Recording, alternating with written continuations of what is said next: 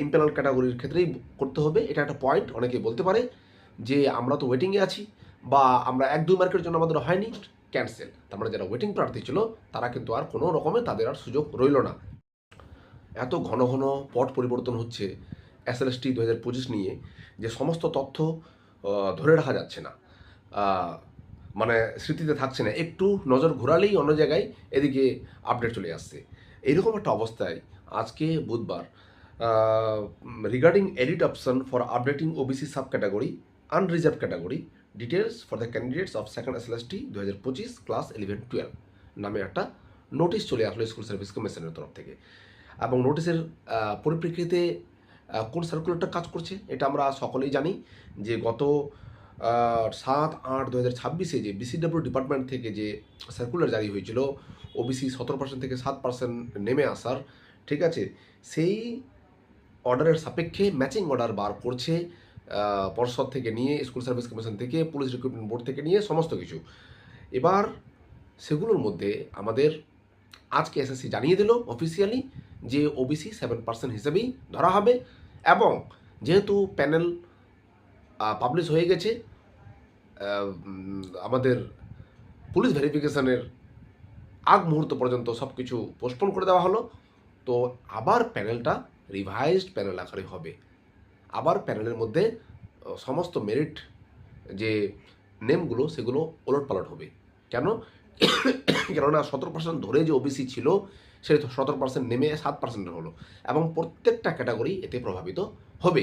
এবার কি হবে, কীভাবেই বা করবে সেটা দেখার বিষয়।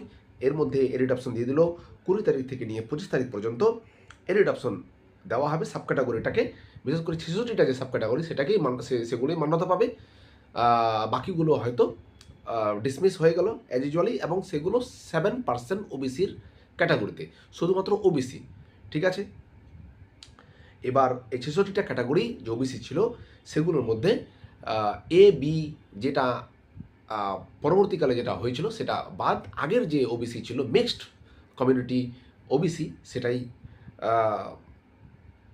এখানে অ্যাপ্লিকেবল হচ্ছে।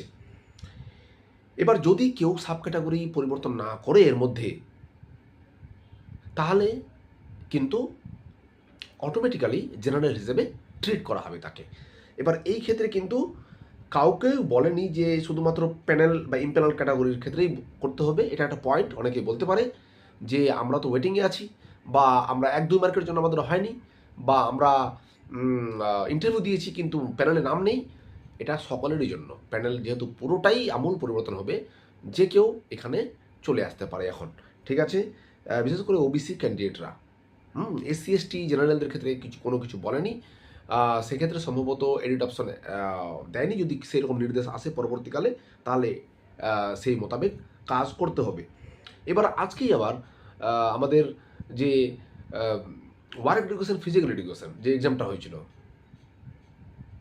সেই ওয়ার্ক ফিজিক্যাল এডুকেশনের এক্সামের যে 1600 সুপার নিউমেরারি পোস্ট ক্রিয়েট করা হয়েছিল সেটা কিন্তু বর্তমান সরকার সেটা উইথড্র করে নিল, মানে সুপার নিউমেরারি পোস্ট ক্যান্সেল। তার মানে যারা ওয়েটিং প্রার্থী ছিল তারা কিন্তু আর কোনো রকমে তাদের আর সুযোগ রইল না, ঠিক আছে। এর মধ্যে আবার আপডেট, এসএলএসটি 2025 যে ডেডলাইন ছিল 31 আগস্ট, খুব ঘনিয়ে আসছে, আর হয়তো 10-12 দিন। সেই 31 আগস্ট এর মধ্যে তো সব কিছু করা সম্ভব না ওবিসি ম্যাটারটার জন্য, এবং সেন্সাস যে চলছে এখন তার জন্য।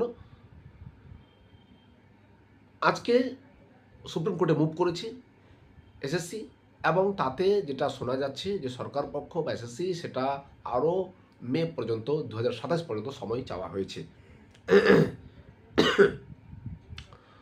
কোথাও না কোথাও সুপ্রিম কোর্টের যে ভার্ডিক্ট সেই ভার্ডিক্টটাকে কোথাও না কোথাও লাইটলি করে দেওয়া হচ্ছে। যাই হোক, এটা সমস্ত কিছু ডিপেন্ড করবে পরবর্তীকালে। এর মধ্যে পুলিশের যে রিক্রুটমেন্ট বোর্ড ছিল বিগত সরকারের আমলে, যে 13,000 না 11,000 ভ্যাকেন্সি ছিল, সেই ভ্যাকেন্সিগুলোও পুলিশের তরফ থেকে নোটিফিকেশন আকারে সবগুলো আপাতত পোস্টপোন করে রাখা হয়েছে ওবিসি ম্যাটারের জন্য বিশেষ করে, ঠিক আছে। সমস্ত কিছুই কিন্তু নিয়েই যে পরিবর্তন হচ্ছে, পট পরিবর্তন হচ্ছে, বেশিরভাগটাই ওবিসি ইস্যু নিয়ে। যদিও ওবিসির জটটা কেটে গেছে যদিও, কিছুটা শুনানি আছে, হিয়ারিং আছে, আমাদের এসএলপি হচ্ছে, পিটিশন হচ্ছে, মামলা ফাইল হচ্ছে, সেগুলো তো একটা অনগোয়িং প্রক্রিয়া।